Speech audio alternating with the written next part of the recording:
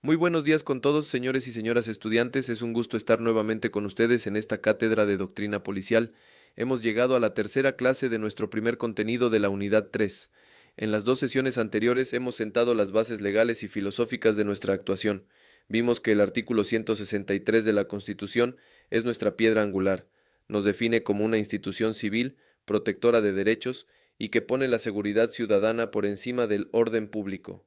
Luego, en la última clase, analizamos esa tensión brutal entre nuestro carácter civil, lo que la ley nos ordena hacer, y ese etos militar, lo que la cultura a veces nos empuja a hacer.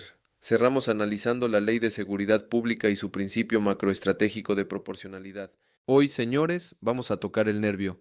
Vamos a hablar del principio más importante, el más tensionado y, en el contexto actual del Ecuador, el más crucial que deben entender como policías. Vamos a hablar del principio de prevalencia. ¿Qué significa esto? La Ley de Seguridad Pública es tajante. En su artículo 4 establece: ninguna norma jurídica podrá restringir el contenido de los derechos y las garantías constitucionales. Quiero que entiendan lo que esto significa. Es una bomba filosófica. Significa que, en el ordenamiento jurídico ecuatoriano, los derechos humanos y las garantías constitucionales están en la cima de la pirámide. Todo lo demás está por debajo. Nuestra misión de mantener el orden está por debajo. Los reglamentos policiales están por debajo. Incluso las leyes orgánicas están por debajo. Los derechos constitucionales prevalecen. Ahora la ley sí contempla una excepción. ¿Cuál es? Los estados de excepción. La propia Constitución permite que, en casos de grave conmoción interna, desastres naturales o conflicto armado, el presidente pueda temporalmente limitar el ejercicio de algunos derechos. Fíjense en las palabras que uso: temporalmente y algunos. ¿Qué derechos se suelen limitar? El derecho a la inviolabilidad de domicilio, permitiendo allanamientos sin orden judicial, el derecho al libre tránsito o el derecho a la asociación y reunión. Pero, y aquí es donde la doctrina es inflexible, limitar no significa suprimir.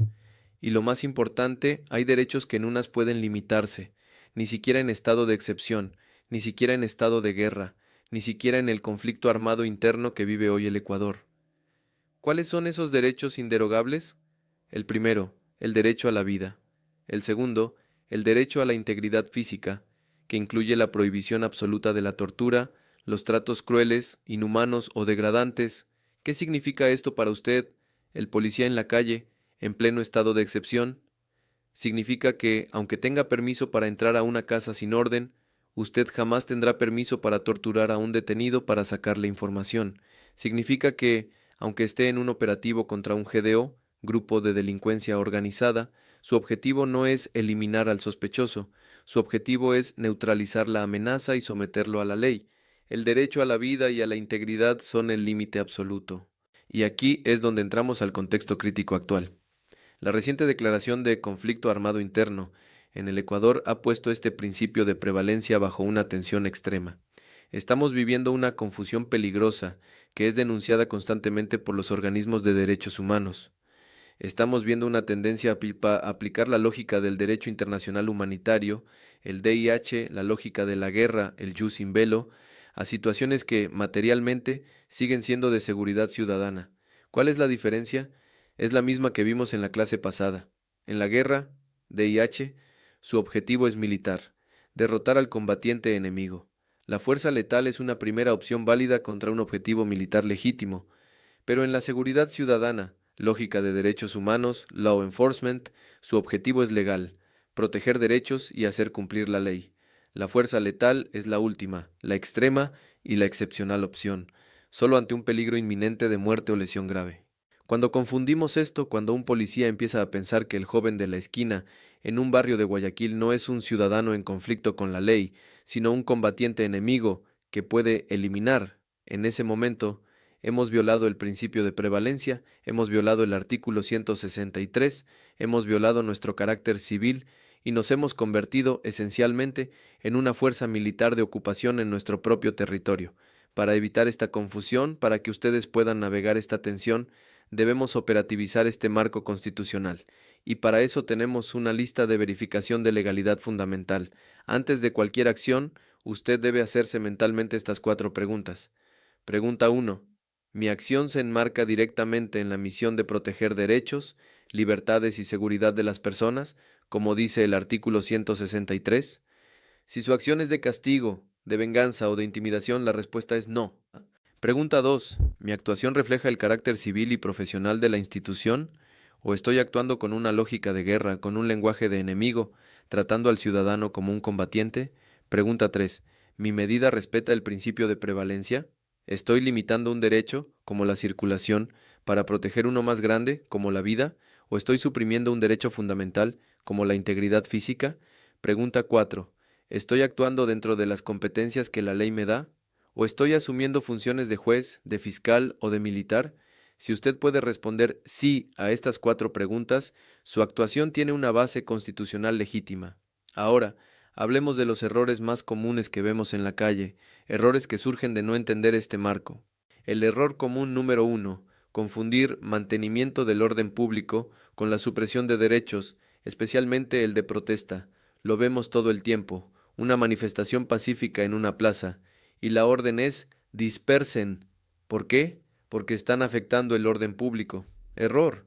Como ya dijimos, la Constitución ecuatoriana puso la seguridad ciudadana y los derechos por encima del orden público.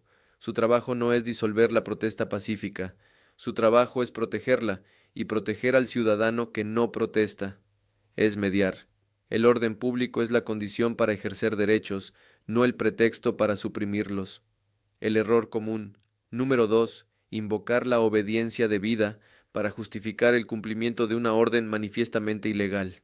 Este es el cáncer ético de las instituciones armadas.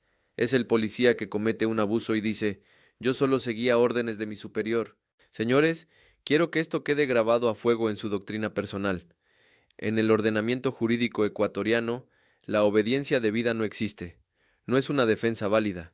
El artículo 159 de la Constitución y toda nuestra doctrina policial son claros. La responsabilidad recae tanto en quien emite la orden ilegal como en quien la ejecuta. Como vimos, nuestra obediencia no es ciega, es reflexiva. Los estándares internacionales, como el Código de Conducta de Naciones Unidas, nos obligan a la desobediencia ética. Si su superior le ordena torturar a un detenido, si le ordena sembrar evidencia, si le ordena disparar contra una multitud pacífica, su deber constitucional y moral no es obedecer, es desobedecer y reportar. Para cerrar esta clase, y con esto todo el contenido 1, quiero que vean que esto no es teoría nueva. Quiero que entiendan que los principios de uso de la fuerza, legalidad, necesidad, proporcionalidad, que vamos a ver en la ley Lorulf, no nacieron con esa ley. Ya existían en la Constitución. Un ejemplo clave es la sentencia 34-20-21 de la Corte Constitucional. Este fallo es crucial. Es anterior a la Lorulf. La Corte examinó normativas antiguas sobre el uso de la fuerza. ¿Y qué dijo la Corte? Dijo que cualquier uso de la fuerza, para ser legítimo, debe derivar directamente de la misión protectora del artículo 163. La Corte infirió que el uso de la fuerza, para ser constitucional, ya debía ser una excepción, el principio de necesidad, y debía ser medido, el principio de proporcionalidad. ¿Por qué es importante esto? Porque demuestra que estos límites no son un invento de la Lorulf, no son una imposición reciente, son principios que nacen del corazón mismo de nuestra Constitución. La Lorulf, que veremos en el siguiente contenido, no creó estos límites, simplemente los codificó, los detalló y nos dio un procedimiento. Señores, hemos terminado de construir el fundamento. Entendemos que nuestra autoridad emana de la Constitución, artículo 163. Entendemos que nuestro paradigma es la seguridad ciudadana, no el orden público. Entendemos que somos civiles, no militares. Y entendemos que el principio de prevalencia de los derechos humanos es nuestro límite absoluto, incluso en medio de un conflicto armado interno. Con esta base sólida, con este por qué y este para qué, estamos listos para entrar en el siguiente contenido, el más técnico, el análisis de la ley orgánica que regula el uso legítimo de la fuerza. Muchas gracias. ITESUT, Instituto Superior Tecnológico Universitario de Transporte.